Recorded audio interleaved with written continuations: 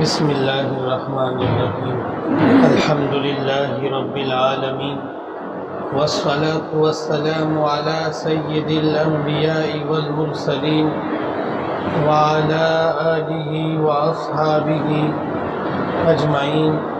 برحمتک یا ارحم الراحمین۔ وطن کی فکر کر ناداں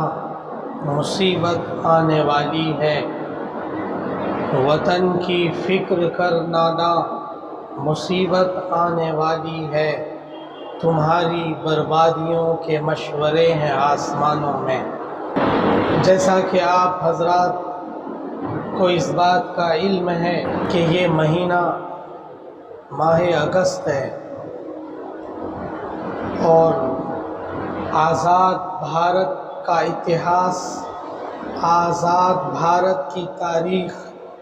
ماہ اگست سے جڑی ہوئی ہے۔ یہی وہ مہینہ ہے جس مہینے میں ہندوستان کو غلامی کی زنجیروں سے آزادی کا تمغہ ملا۔ پورا ملک غلامی کی زنجیروں میں جکڑا ہوا تھا۔ تقریباً 200 سال سے پورا ملک کا چپا چپا، کشمیر سے لے کر کنیا کماری تک سارا شہر، سارے صوبے، سارا علاقہ غلامی کی زنجیروں میں جکڑا ہوا تھا۔ ظالم انگریزوں کے ہاتھ پورا ملک غلام بن چکا تھا۔ اس غلامی کی زنجیر کاٹی گئی، اس غلامی کی زنجیر میں نیزے مارے گئے۔ وہ مہینہ ماہ اگست ہے جس میں اس زنجیر کو کاٹ کر اس ملک میں رہنے والی عوام نے، اس ملک کے قوموں نے اس زنجیر کو کاٹ کر آزادی حاصل کی اور انگریزوں کو اپنے ملک سے بھگایا۔ اس لیے مناسب یہ سمجھتا ہوں کہ آج جنگ آزادی کے ایک عظیم عنوان پر ہم اپنی تاریخ کو دہرائیں اور علماء کرام اور اکابرین اور مشائخ اعظام نے، مسلم حکمرانوں اور مسلم اکابروں نے جو اس ملک کو آزاد کرانے کے لیے قربانیاں پیش کی، اس پر ہم سب مل کر تبصرہ کریں۔ جب اس ملک میں انگریز تاجروں کا ایک سلسلہ شروع ہوا تو انگریزوں نے اس ملک میں تجارت کی کمپنیاں لگائی اور تجارت کی کمپنیاں بنانے کے لیے یہاں کے راجاؤں، یہاں کے نوابوں سے زمین الاٹ کرائے، زمین حاصل کیے تاکہ ان زمینوں پر اپنی کمپنیاں قائم کر سکیں، اور پھر جب کمپنیاں قائم کر لی تو اس کے بعد اپنی کمپنی کی حفاظت کے لیے چوکیاں بنانی شروع کی، اور چوکیوں سے آگے بڑھ کر پھر اپنی کمپنی کی حفاظت کے لیے فوجیوں کو بحال کیا تاکہ کمپنی کی حفاظت ہو سکے۔ اس طرح سے جب یہ سلسلہ آگے بڑھا اور بنگال میں، کلکتہ میں ایسٹ انڈیا کمپنی ایک عظیم اور طاقتور کمپنی بن گئی اور اس نے اپنے پیر پسارنے شروع کر دیے، پورا بنگال اپنی تجارت کے چپیٹ میں لیتے ہوئے دوسرے صوبہ جات کو بھی اپنے گھیرے میں لینا شروع کیا۔ تو پھر انگریزوں کی پہلی جنگ 1757 میں نواب سراج الدولہ سے پلاسی کے میدان بنگال میں یہ عظیم جنگ ہوئی، اور پھر انگریزوں کے ساتھ نواب سراج الدولہ کی فوج نے جنگ کی، لڑائیاں لڑی، ہزاروں لوگ شہید ہوئے اس ملک کو آزاد رکھنے کی خاطر۔ چنانچہ بعد میں نواب سراج الدولہ کی فوج کے ایک عظیم سپہ سالار، ایک زبردست کمانڈر میر جعفر نے، جو کئی دستوں کا رہنما اور کئی فوجی ڈپارٹ کا ذمہ دار اور نگراں تھا۔ اس عظیم سپہ سالار جو نواب سراج الدولہ کا نہایت قریبی جانا جاتا تھا، جو نواب سراج الدولہ کے بہت سے راز سے واقف تھا، جو نواب سراج الدولہ کے بہت سارے خفیہ ایجنڈوں کو جانتا تھا، اس نے بغاوت شروع کر دی اور پھر انگریزوں نے میر جعفر کو ایک بے شمار رقم دے کر، بے شمار پیسے دے کر خریدا، اور خرید کر میر جعفر سے یہ عہد لیا کہ جب نواب سراج الدولہ تمہیں توپ چلانے کا آرڈر کریں گے تو تم توپ چلانے والے فوجیوں اور سپاہیوں پر بینڈ لگا دینا، اور پھر بارود کو جو توپوں میں استعمال کیا جاتا ہے اسے گیلا کر دینا، اور یہ بتانا کہ اس وقت توپ کو چلایا نہیں جا سکتا ہے، جبکہ نواب سراج الدولہ نے میر جعفر سے ہاتھ میں قرآن رکھوا کر یہ عہد لیا تھا کہ تم ہمارے حکموں پر چلو گے، اس ملک کی، اس سرزمین کی دھرتی کے لیے اپنی جان نچھاور کرو گے، اور اس ملک کی آزادی کی بقا کے لیے تم انگریزوں کے خلاف ہمیشہ مورچہ سنبھالو گے۔ لیکن میر جعفر پیسوں سے بک چکا تھا، اور پھر اس نے توپ چلانے والے فوجیوں پر بندش لگا دی اور اسے روک دیا گیا، جس کی بنیاد پر میر جعفر کے کہنے پر سب سے پہلے میر جعفر کے سپہ سالاروں نے، میر جعفر کے خاص سپاہیوں نے نواب سراج الدولہ کے کئی ایک کمانڈروں کو، کئی ایک سالاروں کو، کئی ایک فوجی کمانڈر کو مارا اور شہید کیا، جس سے نواب سراج الدولہ کی فوج شکست کھا گئی، اور اتفاق سے میر جعفر انگریزوں کے ساتھ لگ گیا، اور انگریز نے لالچ دی کہ نواب کو ہٹاؤ اور گدی تم لو، تم تخت نشین ہوگے، بہار سے لے کر اڑیسہ تک اور بنگال تک تمہاری سلطنت ہوگی۔ اس سلطنت کی لالچ میں میر جعفر نے نواب سراج الدولہ کو دھوکہ دیا، ان کے ساتھ غداری کی، اور فوج انگریزی کے ساتھ مل گیا، جس کی وجہ سے نواب سراج الدولہ کو شکست ہوئی۔ اس شکست کے بعد نواب سراج الدولہ بنگال سے نکلا، اڑیسہ گیا، اور وہاں سے بہار پٹنہ چلا گیا، اور پٹنہ میں اپنی بیوی لطف النساء بیگم کے ساتھ بھیس بدل کر ایک مولوی کی خانقاہ میں پناہ لی، لیکن میر جعفر کے گنڈے، میر جعفر کے غدار فوج نے ان کو تلاش کر لی، اور میر جعفر نے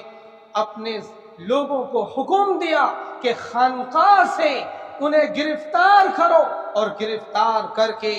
مرشد آباد میں میر جعفر کا گھر تھا، وہاں اسے لایا گیا، اور میر جعفر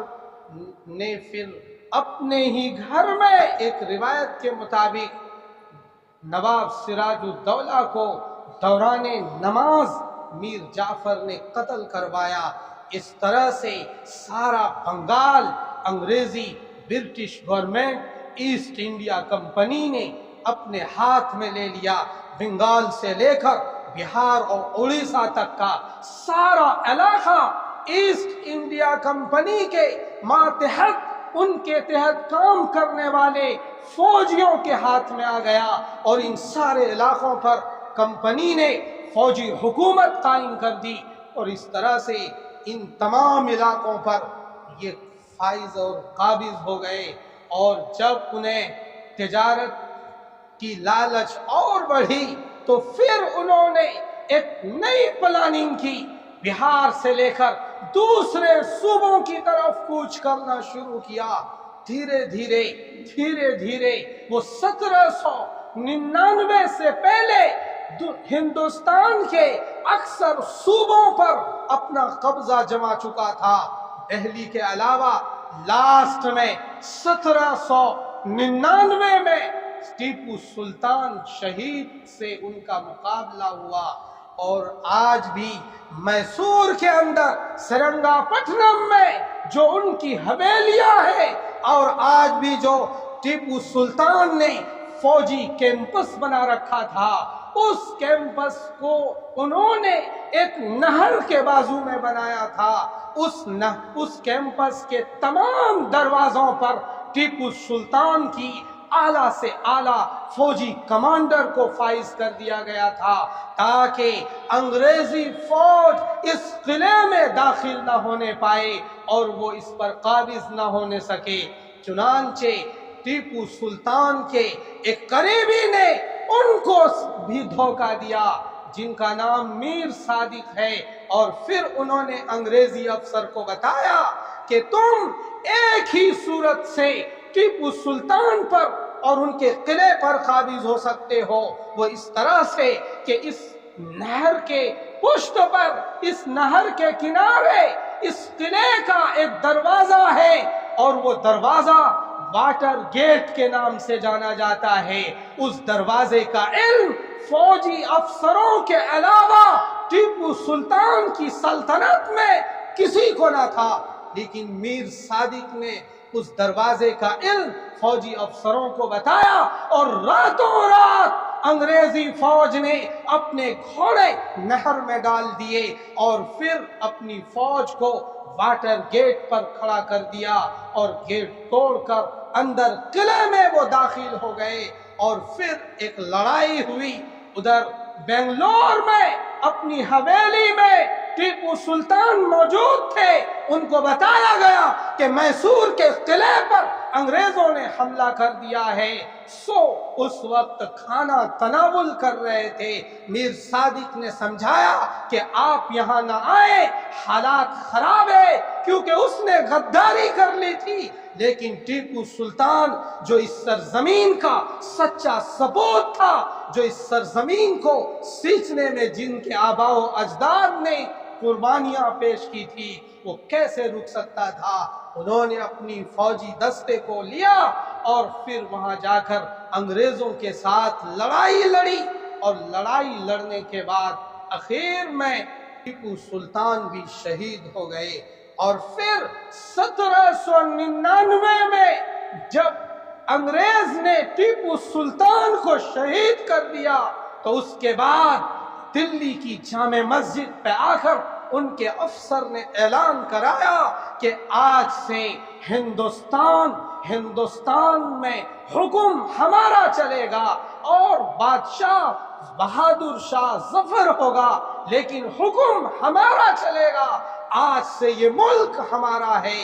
چنانچہ جب یہ اعلان کرایا گیا اور جگہ جگہ اس کی اطلاع دے دی گئی اور اس کی نشریات کرا دی گئی، تو پھر اسی دلی کی سرزمین پر مہدیان کے اندر شاہ ولی اللہ کے عظیم سپوت اور بیٹے شاہ عبدالعزیز رحمہ اللہ تعالی نے جب یہ اعلان سنا، تو وہ نکلے اپنے حجرے سے اور سارے ملک میں اعلان کرایا کہ آج سے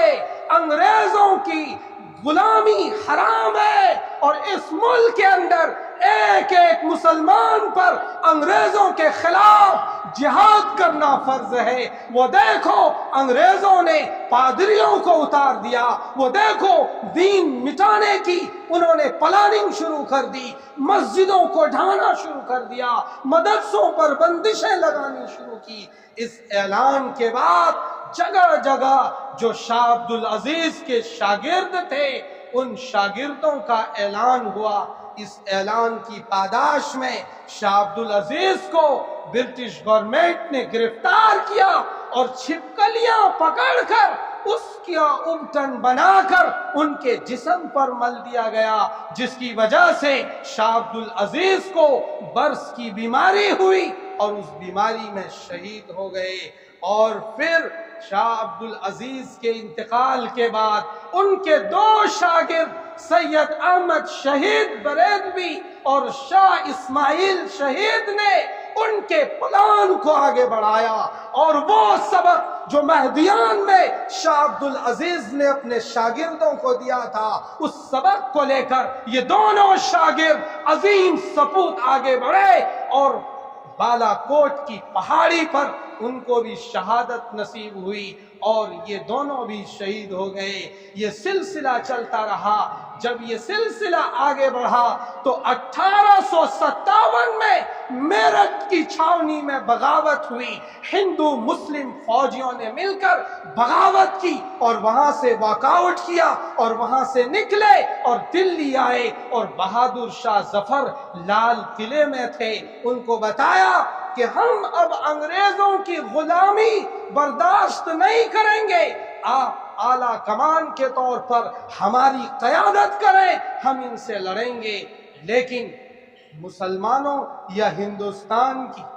ہندوستانی عوام کا ایک چھوٹا سا حصہ تھا جو میرٹھ سے نکل کر بغاوت کی شکل میں یہ لوگ دلی آئے تھے۔ انگریزوں نے ان پر بھی حملہ کیا، بالآخر یہاں شکست ہوئی اور بہادر شاہ ظفر کو گرفتار کر لیا گیا۔ ان کے خاندان کی اینٹ سے اینٹ بجا دی گئی، نسلوں کو تباہ کر دیا گیا، ان کے بیٹوں کو قتل کر دیا گیا، اور بہادر شاہ ظفر کو گرفتار کر کے رنگون بھیج دیا گیا۔ بے شمار علماء نے جنہوں نے حصہ لیا تھا انہیں پکڑ پکڑ کر مالٹا کے جیل میں ڈالا جانے لگا، کالا پانی کی سزائیں دی جانے لگی۔ ایک ایسی داستان بنا دی گئی جس داستان کو اگر آج سنایا جائے تو رونگٹے کھڑے ہو جائیں گے۔ میرے بھائیوں، جب یہاں شکست ہوئی اور لاسٹ میں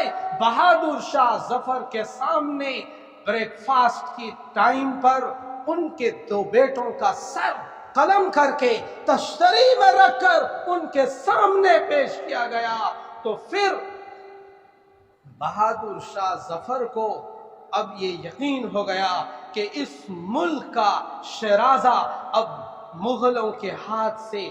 نکل چکا ہے اور یہاں کا شیرازہ بکھر چکا ہے۔ اب اس ملک پر انگریز مکمل طور پر قابض ہو گئے اور جگہ جگہ باغیوں کو انگریزوں نے کچلنا شروع کر دیا۔ جب یہ حالات بنتے رہے تو پھر اکابرین علماء دیوبند جو جب دلی میں تھے، انہوں نے دیوبند کے ایک چھوٹے سے قصبے میں جا کر، جو اس وقت ایک چھوٹا سا دیہات اور گاؤں تھا، میٹنگ کی، اور میٹنگ کی پاداش میں ایک ادارہ قائم کیا گیا۔ 1857 کے 10 سال کے بعد 1866 میں دارالعلوم دیوبند کا قیام عمل میں آیا اور عظیم سپوتوں کو پیدا کرنے کی ایک پلاننگ بنائی گئی، اور ایک ایسا ہندوستان پر ایسا عظیم مجاہد کی جماعت تیار کرنے کی کوشش کی گئی جو انگریزوں سے نبرد آزما ہو سکے۔ چنانچہ اسی دارالعلوم دیوبند میں مولانا قاسم النانوتوی نور اللہ مرقدہ کی کوشش سے شیخ الہند رحمہ اللہ تعالی مولانا محمود الحسن دیوبندی نے وہاں سے تعلیم حاصل کی اور پھر انگریز کے خلاف پلاننگ شروع کی، تحریک ریشمی رومال چھیڑ دی، اور اس تحریک ریشمی رومال میں جو در حقیقت تحریک آزادی تھی، اس میں یہ پلان بتایا گیا اور اس رومال کو افغانستان بھیجا گیا تاکہ اس عظیم ہندوستان سے انگریزوں کو بھگایا جا سکے اور انگریزوں کی غلامی سے ہندوستان کو نکالا جا سکے۔ لیکن تحریک ریشمی رومال کامیاب نہ ہو سکی، اور پھر جو لوگ اس ریشمی رومال کو لے جانے والے تھے انہیں گرفتار کر لیا گیا اور اس کا راز فاش ہو گیا۔ آج بھی وہ ریشمی رومال جو ایک خط تھا اس خط کو لندن کے میوزیم میں انگریزوں نے رکھ رکھا ہے، اسے گرفتار کر لیا گیا۔ پھر ان علماؤں کی ساری حقیقت فاش ہو گئی، اور در حقیقت شیخ الہند کو کے شاگرد جو یہاں سے لے کر افغانستان تک پھیلے ہوئے تھے، آج بھی افغانستان میں شیخ الہند کے شاگردوں کی ایک بڑی جماعت موجود ہے۔ وہ لوگ وہاں مولانا عبید اللہ سندھی رحمہ اللہ تعالی کی نگرانی میں کام کر رہے تھے۔ بالآخر حضرت مولانا شیخ الہند رحمہ اللہ تعالی کو مکے میں گرفتار کیا گیا، اور ان کے شاگرد مولانا حسین احمد مدنی نور اللہ مرقدہ کو بھی گرفتار کر لیا گیا۔ یہ وہ لوگ تھے جن سے انگریزی گورنمنٹ کانپتی تھی کہ یہ کب بغاوت کا بگل بجا دیں گے اور انگریزی گورنمنٹ کی اینٹ سے اینٹ بجا دیں گے، اس کا کچھ پتہ نہیں ہے۔ یہ وہ لوگ ہیں جو سانپ کی طرح بلوں میں جا کر اپنے پلاننگ کرتے ہیں، یہ ان سے ڈرتے تھے۔ ان انگریزی گورنمنٹ کو اگر کسی کا خوف تھا تو علماء دیوبند کا خوف تھا۔ آج بھی جب امریکہ اور برطانیہ کی پارلیمنٹ میں ان گفتگو ہوتی ہے، بحث ہوتی ہے، تو آج بھی شاملی کے میدان کا چرچا ہوتا ہے۔ وہ کون لوگ تھے نہتے جو انگریزوں کے توپوں کے سامنے لڑنے کے لیے تیار تھے، جو ایسٹ انڈیا کمپنی کی عظیم پاورفل طاقت سے وہ لوگ ٹکرا رہے تھے۔ وہ آج بھی جب شاملی کے میدان کے مجاہدوں کا نام آتا ہے تو ان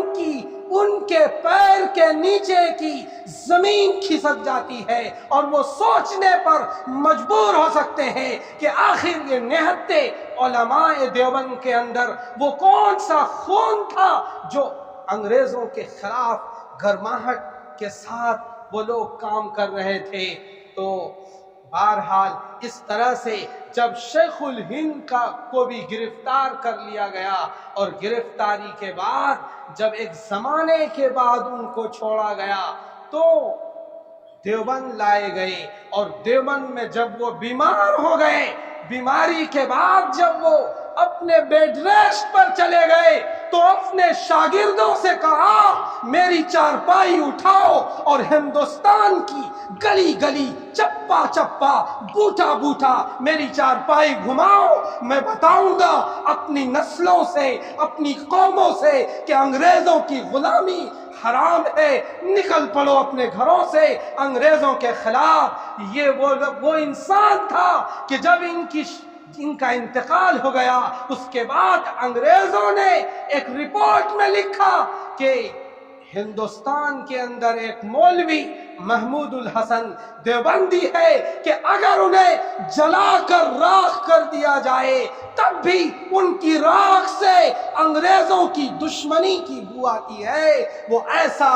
ظالم انسان ہے۔ یہ انگریزوں نے رپورٹ بنا کر برطانیہ بھیج دی۔ اس کے بعد پھر برطانیہ سے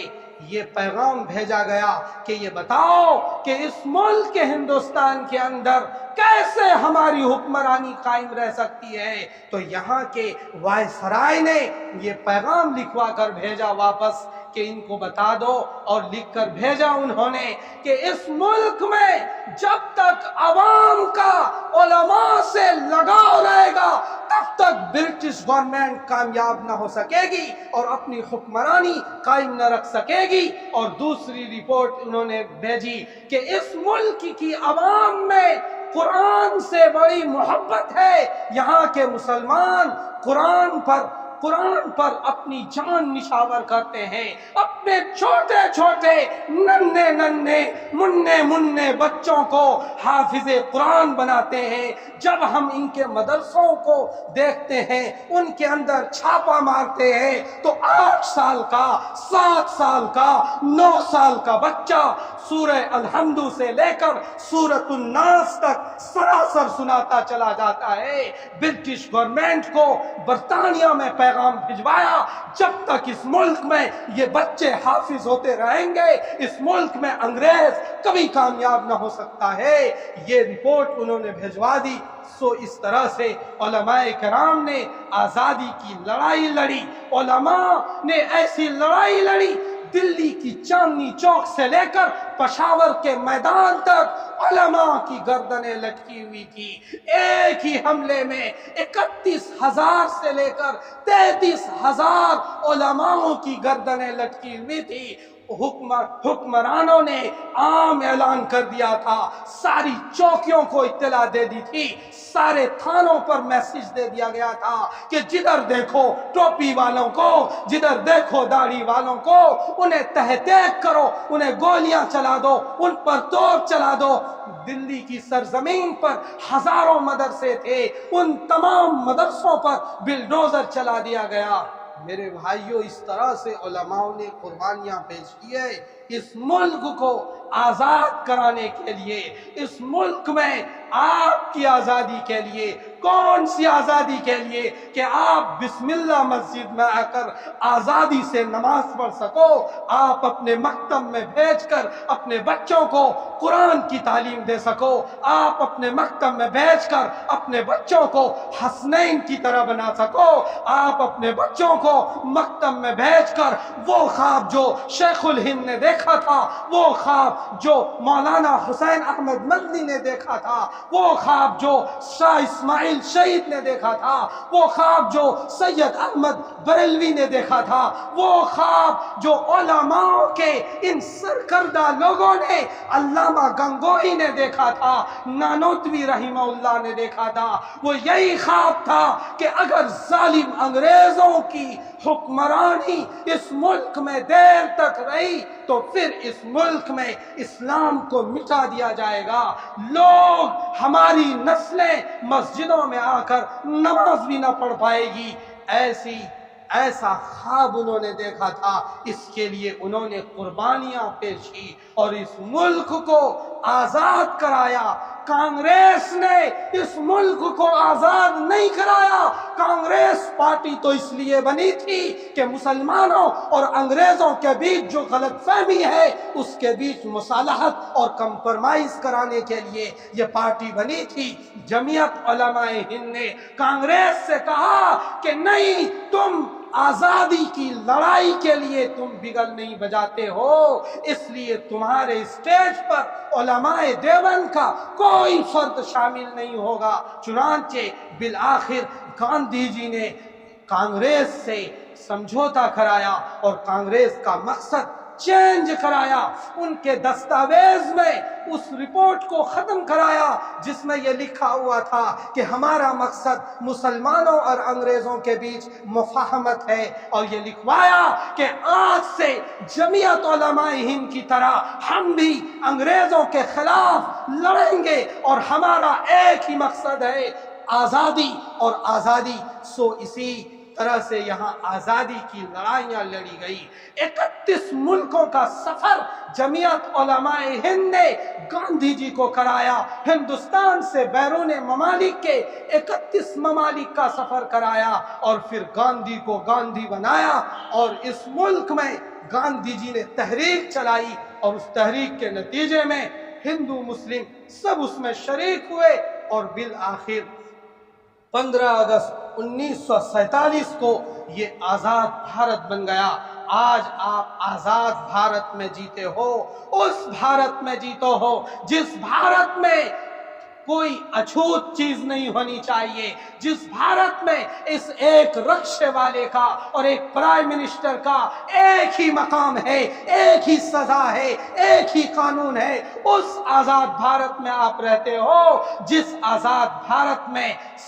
صاف صاف مذہبی آزادی دے دی گئی، جس آزاد بھارت کے قانون کو بنانے کے لیے جمعیت علماء ہند کے سرکردہ شخصیت مفتی کفایت اللہ نے یہ کانگریس کمیٹی کے اجلاس میں یہ کہا کہ اس ملک کا دستور سیکولر بنے گا، یہاں کا آئین سیکولر بنے گا، یہاں بھنگی چمار مسلمان سکھ عیسائی سب ایک ہی صف کے ہوں گے، یہاں کوئی چھوت چھات والا مذہب نہ ہوگا۔ جب آزادی کی لڑائی لڑی جا رہی تھی، گاندھی جی تحریک پر تحریک چلا رہے تھے، اس تحریک میں بعض جلوس اور احتجاج ایسے نکالے گئے جس میں خاموش رہا کرتے تھے، خاموش چلتے تھے، خاموش بیٹھتے تھے۔ اس خاموشی کے زمانے میں گاندھی جی نے چماروں کے بیچ کھانا کھایا، اچھوتوں کے بیچ بیٹھے اور غریبوں کے ساتھ بیٹھے، ان کے دسترخوان پر لگے اور چرخہ چلا کر سب کو ایک ہی نشست پر لانے کی کوشش کی، ایک ہی پلیٹ فارم پر لانے کی کوشش کی۔ لیکن اس ملک کو بالآخر ان سب نے مل کر آزاد کرایا، اور اس آزاد بھارت کا پہلا پرائم منسٹر پنڈت جواہر لال نہرو کو بنا دیا گیا۔ اور پھر یہ اب 75 سال اس ملک کی آزادی کو ہو چکے ہیں۔ ہمیں اور آپ کو بھی اپنے اپنے اکابرین کی آزادی کی تاریخ معلوم ہونی چاہیے، تاکہ ہم بھی لوگوں کے سامنے یہ کہہ سکیں کہ ہم بھی اس ملک کو سینچنے میں تم سے آگے ہیں۔ میرے بھائیوں، 150 سال تک تو اس ملک میں صرف علماء اور مسلمانوں نے آزادی کی لڑائی لڑی ہے۔ برادران وطن تو بہت بعد میں اس آزادی کی لڑائی میں شریک ہوئے، جب ان کے دل و دماغ میں آزادی کا شعور بھی نہ تھا، تب ہم نے آزادی کا بگل بجایا تھا۔ یہ تاریخ آپ کو معلوم ہونی چاہیے کہ آپ یہاں کمزور نہیں ہیں، آپ حوصلے سے رہو اور ہمت سے جیو،